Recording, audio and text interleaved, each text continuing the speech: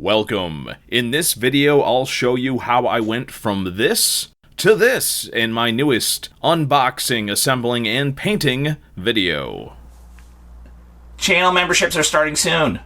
More information at the end of the video. Wah. Of course, the first step to any interesting assembly product is opening up the amazing Archon Studio Kickstarter pack. And again, I went heavy with the trims because I knew I wanted to turn some of their room packs into some amazing buildings and, of course, a lovely facade to show off in my videos. Now, clearly these packs weren't meant for something like this, but it worked out surprisingly well. Using all the clips and the little trim packs and whatnot, they all fit together pretty nicely after the requisite cutting and trimming of the little tabs and whatnot. And even though you wouldn't expect this to be very movable, it is. Moves around the table just fine. I was especially excited about the streets thing. Once you get all the myriad of little pegs and little clips in here, you can kind of move this around and do whatever you want with it, and it moves pretty great. So yeah, I was very excited, because as a facade, I would like to be able to move this around if I need to, and yeah, it worked out really great. As you can see, the only drawback is that I used 3 different buildings for it. So what I really needed to do was to have a very simple paint job that I could use to sort of like fit them all together. And to make this paint job super easy, I ended up using some Badger polyurethane primer as kind of a base coat as well as the primer coat. So with products like this, that lovely dark gray is the perfect color to remain deep within the cracks. So you can really just kind of do a heavy dry brush with the polyurethane primer in a lighter gray, and then you're pretty much off to the races in terms of having a lovely durable surface, which will have excellent adhesion, and it skips one step of the process. Obviously, if you wanted to have a really nice coat of spray primer, that would work amazing on this sort of plastic. And, I think this is pretty much, high-impact styrene stuff. So, I've used spray primer on it. It works perfectly fine. I've just kind of fallen in love with using different types of polyurethane primer. And with this approach here, it really cut down on the painting time, because you don't exactly want an amazing detailed paint job for a facade like this. The facade is kind of like just supposed to be in the background. So I want a nice looking paint job, but not something that's going to be eye-catching for the purposes of whatever I'm trying to showcase in front of the facade. This is essentially just a backdrop. But yeah, I had a really great time painting just a nice little paint job here with the primer. A little bit later, when I did the painting on stream, I made sure I painted little bits of brown, and further went with a couple coats of gray, and then some really light off-white dry brushing, just to kind of tie everything together with one paint job. And yeah, it worked out pretty good. I love the way that these are designed to take paint. They look very nice. And here we have the original setup, which I haven't really used that much. Hey, love the Dwarven Forge original sets.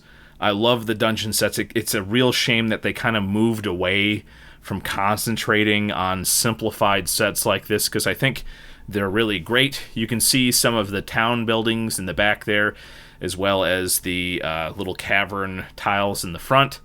All very great. Obviously, I might use this again for a backdrop. That's the great thing with this. Here I'm showcasing some of the random stuff that I had here, some of the fairy lights and primed miniatures that I have not yet gotten to painting yet. And all the little bits and pieces. Here's some lovely trap pieces that I have yet to paint. And yeah, just an absolute bunch of random hodpodgey stuff that I'm going to put away in the to-be-painted drawer rather than just have sitting out like this. because it's just a little bit easier to work in a space that's a little bit better organized. And I've been, just having... Yeah, look at that! 3D printed, broken up. Ugh.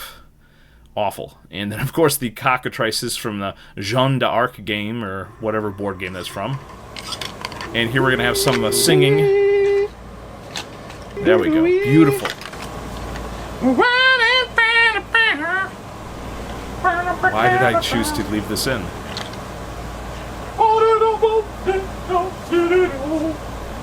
Something, something, something, something, something, something, something, something, something, something, something, something. Well, I honestly don't know why Past Me decided to leave that in here. Yeah, I'm still basically picking up all this random stuff and putting it away in its place. I'm starting to get really organized with my stuff. So I have a nice big drawer for miniatures. I've got a drawer for all my little implements for sculpting and stuff like that. Here's a little snake guy that I made out of some leftover used green stuff. The original farmer guy on his replacement stand. And I'm going to carefully pack up all the houses and the brown bag and all the caverns and dungeon tiles in the... Oh yeah, look there. Little random doll from that Dollar Tree playset. And yeah, just going to pack up all these dungeon tiles, put them all away in a proper canvas tote bag so I can easily grab them again if I need to do a dungeon crawl with these tiles. And here we have the results of just a very, very long couple of years of doing random crafts on here and never cleaning up properly. It's embarrassing, but at the same time, you gotta remember to clean up. So here I'm just vacuuming up all the little bits of resin and little bits of shaved off foam and little bits of shaved off little bits of wood and stuff. Just all the little stuff. And there we go, all cleaned up and nice. And we have the new facade on there with my paints in the back. This will be all set for showcasing all sorts of miniatures and crafts and videos coming up. And I think it really did a good job. The one part that I don't like is that I tried to paint some wood parts on the lowest level there, and I think they stick out too much. So I might try to dull those up a little bit. But yeah, when you put an impressive miniature, such as this Dungeons and Lasers dragon there, this is a very good backdrop. Because again, very easily focuses on the miniature to showcase the detail there. And even though it's a excellent and lovely bit of stuff, especially the roof tiles. If you want to take a look at the painting stream, I actually will say that I did an amazing job with the roof tiles, with the mahogany shades for the trim, and then the red and orange for the roof. It really looks nice. So obviously the greatest part of this, I did not use any super glue to assemble this. It's all clips. So if I want to take these apart and make like 3 little houses out of these using that excellent roof and the paint job I had here, it'll still look great and no fuss, no muss. So yeah, I had a lot of fun putting this together, cleaning up a little bit.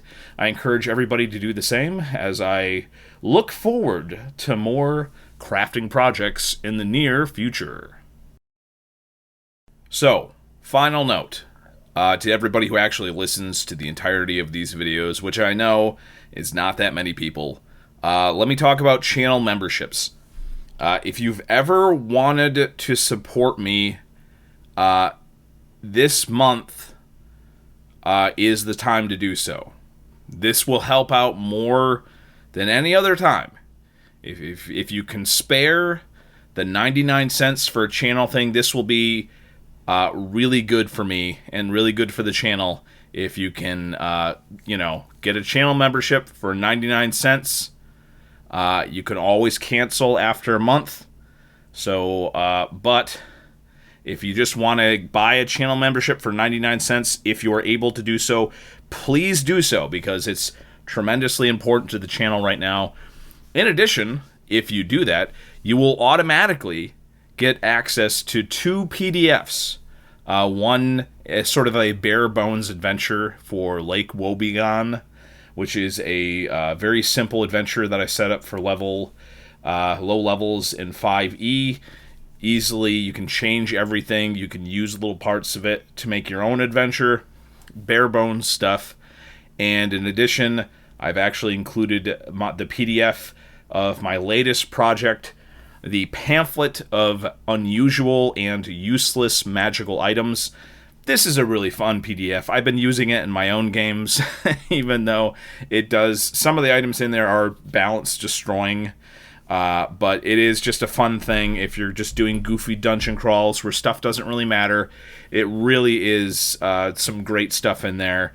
And if you get a channel membership, not only will you get other perks like emojis and special access to the community tab and all that other stuff, but you will get the access to those 2 PDFs in the community tab if you join the membership at 99 cents for the month. It's going to be running from August 27th till the end of September. That's when you have the chance to really help out this channel for the first month that I'm offering channel memberships. Again, if you can deal with the 99 cents per month, that'd be great. If not, heck, you can cancel in September and just put the 199 cent in there. That's perfectly fine. Whatever you can do, it's great. I'm going to be offering more PDFs, more special little stuff for people who are channel memberships.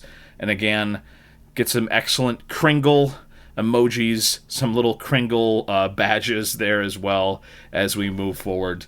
But yeah, I got a special offer on this from YouTube, so I had to start it up during a month where I couldn't really get much started. But yeah, if you like my content, those 2 PDFs I'm sure will get a chuckle out of you.